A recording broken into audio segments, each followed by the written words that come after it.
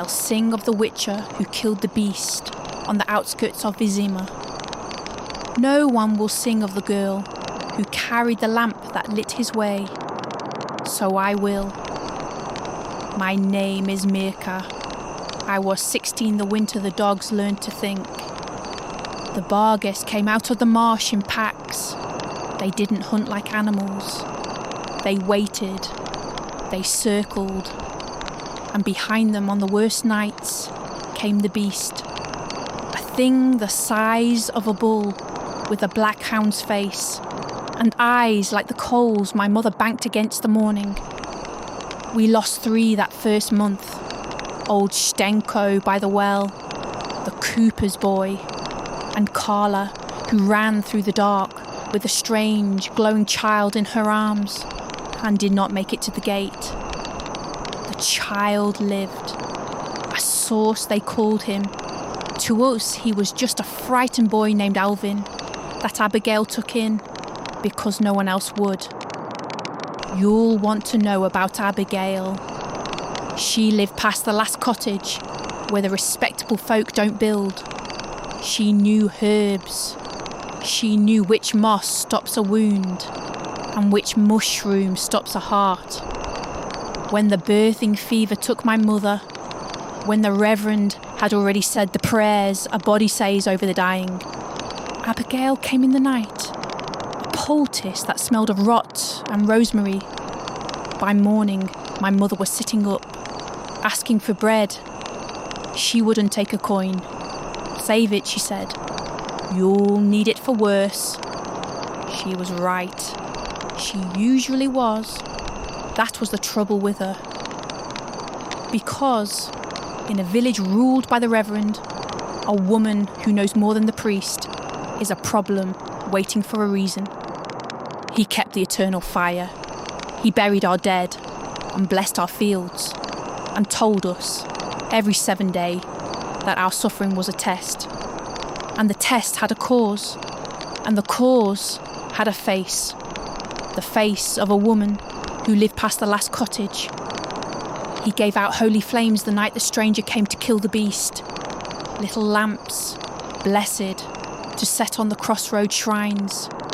He needed hands to carry them through the dark. He chose me, said I was a pious girl.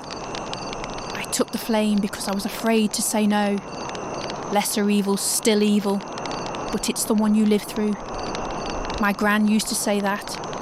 I understood it for the first time that night. I'll tell you about the Witcher, since you'll ask. I saw him twice.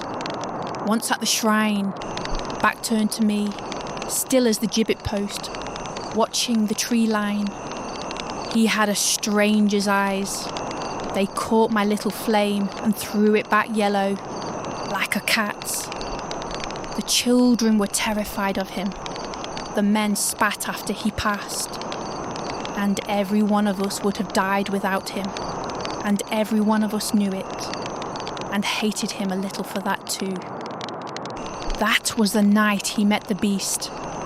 Out there, where the lamplight couldn't reach. We heard it more than saw it. A roar that went through the soles of your feet. And then, nothing. But the beast was never really our nightmare. We made our own. While the stranger fought in the dark, the Reverend stood in the light. And he gave the village what fear always wants. A name, a door to break down. He said the curse came from her, that the boy she sheltered was a demon, that her herbs were poison, that the fire demanded she answer for all of it. And the village picked up its torches. I want you to understand, these were not strangers. That was Bertram the miller, who carried me on his shoulders at the harvest. That was Lena, who cried with me when my father drowned. Good people, frightened people, and the Reverend had given them permission. And permission is the most dangerous thing a frightened man can be given.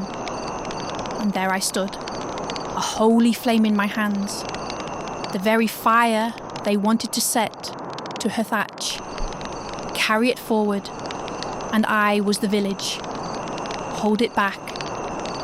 I thought about the poultice that smelled of rotten rosemary. I thought, she didn't take the coin. I thought, if she'd been the village, my mother would be 3 winters in the ground. So I did the only brave thing I ever did, and it was a small one. I put it out. One flame in a sea of torches. It changed nothing. They had fire enough without mine. But I stood in the door, and when Bertram the miller came up the path, he had to look at me to get past me. He had to see a face he knew. And for a moment, one moment, the village remembered it was a village and not a mouth. I won't tell you how that night ended. The truth is, I don't fully know.